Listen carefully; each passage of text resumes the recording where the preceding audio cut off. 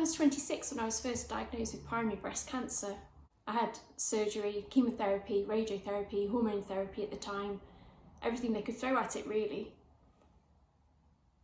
And then essentially I forgot about it, put it all behind me as much as I can do. I mean, of course, everyone has that fear of the cancer coming back when you're diagnosed with a primary breast cancer.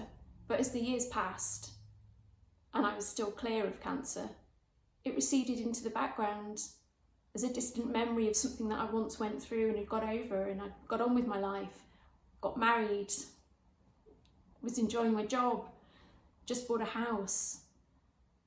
But then 2 years ago, I started getting this pain, and painkillers couldn't get on top of it. It was deep in my chest and it really hurt. It was keeping me awake at night. When I've been diagnosed with primary breast cancer, I don't really remember having a conversation about signs and symptoms to look out for secondary breast cancer. So it wasn't really something that occurred to me. I went to go see my GP and I was diagnosed with a muscle strain in my chest, and I was given some painkillers and sent away with that really. And I took them for several months. The pain didn't really go away. And the painkillers didn't help either. They weren't getting on top of the pain. And it was worse at night when I was lying down. And I had moments when it would really take my breath away. It was so painful. So I kept going back to the GP. It eventually took a year for the scan results to come through and be looked at. And that's when I was called into the breast clinic and was given the diagnosis that I had secondary breast cancer. It was such a shock. I really couldn't believe it. It was about 15 years since I'd been diagnosed with breast cancer in the first place. And you kind of think after all that time, well, that's it. I've beaten it.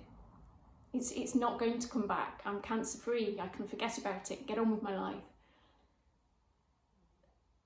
So it was a big shock. I started on treatment, and I think it helped at the time that my oncologist was really positive and reassured me that there's treatment lines that I can go on, there are things that they can do. It took a bit of time to get on top of the pain, but within about 3 months, once I'd settled down on treatment, I started to feel better. The first 3 months were a bit rocky with the treatment I was on. I did feel quite poorly, headaches, feeling tired, probably just all the stress of it all as well didn't help. But after about 3 months, the pain started to go away and I began to feel better, feel more like myself, my old self before the year of pain that had led up to the diagnosis. I'm a very fit and active person. I like getting out in the countryside. I've got 3 dogs and they're my big passion. I love dog training. I do dog agility. We absolutely adore running around having fun together. And in the year leading up to my diagnosis, the pain had really impacted on that. I couldn't really interact with my dogs or play with them as much as I would like to. But I found after the treatment had begun, I began to feel more like my old self. The first scan showed that I'd had 50% reduction in my disease, and I was able to come off the painkillers, and I don't need to take painkillers permanently. I feel quite lucky in a way because my disease is still there. I still have a soft tissue tumour behind my sternum. My mets are in my sternum, my rib and my pelvis, and I also have mets in my right lung. But I don't really tend to have any symptoms. The only time I have slight problems is if I overdo things, which I'm terrible for doing because I'm very busy and active. I like getting out there, doing things. I'm not someone who wants to sit down and sit still and feel sorry for myself. That's not me, that's not who I am. And I won't do that. So I feel in many ways lucky because I feel well at the moment. I don't have any symptoms. And in many ways I can get on with life. We live near the Peak District. and I just love getting out for the day at weekends and days off. Can go out walking in the hills all day, and I just adore it. I really love the breathtaking scenery, climbing to the top of the hill, enjoying that view, and having lung mats doesn't stop me one bit. And I feel quite an achievement as well that I'm still able to do those things, and it brings me a lot of happiness. I also really enjoy my job.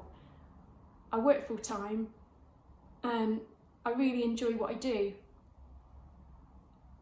I also have a wonderfully supportive family. My husband is amazing. He really helps me and looks after me, as does my mum and dad. They're brilliant, they really are. And I also have some amazing supportive friends, and I feel very lucky about that as well. But it is hard living with this diagnosis. There's a lot of uncertainty. I feel well today, right now, but we know that that could change at any time. My next scan might show progression. We have scans every 3 months, so you're always living with that uncertainty and fear. And with progression, I might develop symptoms. I might not feel as well. It might stop me from doing the things that I really enjoy doing. But I made a choice that I'm not going to live with that fear and anxiety gnawing away at me. I almost sort of shut it away in a corner of my mind, because I think if I dwelt on it all the time, I think you would go slightly mad, eaten up with the anxiety of it all, and I don't want to live like that. So for the time being, I lock it away in a little corner and don't really think about it day to day, and I just get on with doing what I enjoy. And it is hard. I think one of the hardest things as well is some people don't know how to talk to you when you have a stage 4 diagnosis. A lot of the language around breast cancer in particular is pink and fluffy.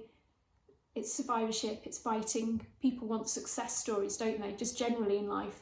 People always, it's human nature to turn things into a positive.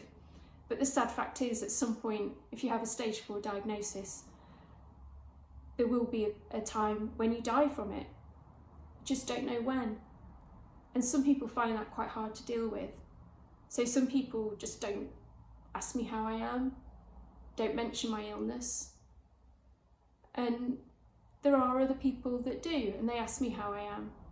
And it's hard, and you have to appreciate that people do feel a bit awkward around you because of the diagnosis, and that makes it hard for you as well, for me. But I can't control how other people react to my disease, and it's a fact. That is me. That is now part of my life.